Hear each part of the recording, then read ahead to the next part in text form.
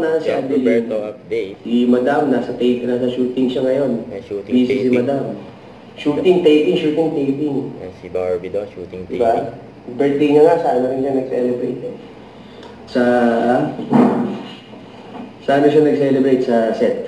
Okay? Tapos nag-celebrate kami nung another celebration nung free na si Madam. You know? Idol na, anto ka na yan. Celebrate daw sila ng birthday. Laging ganito nga dito eh. Hindi ko nga gets eh. Siguro sa ilaw.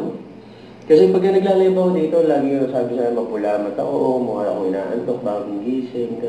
Hindi ko alam eh, parang may kinalaman yung buga ng ilaw.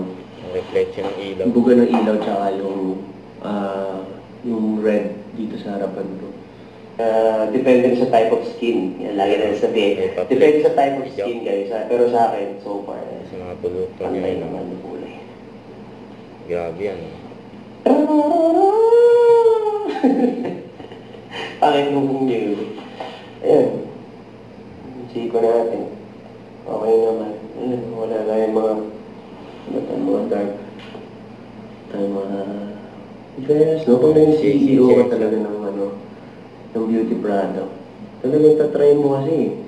So kahit ikaw, talagang tinesting natin to Diaz. J-cream.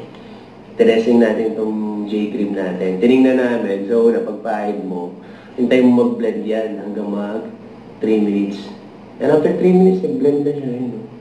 So pwede na tayo ma-expose sa araw, pwede na tayo ma-expose sa ilaw. Meron na tayong SPF 50.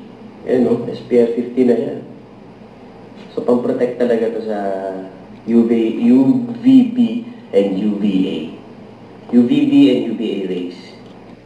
Huwag kalimutan mag-subscribe, click ang notification bell for more update. Ito po ang Nature Reaction Vlog by Guys Team for what?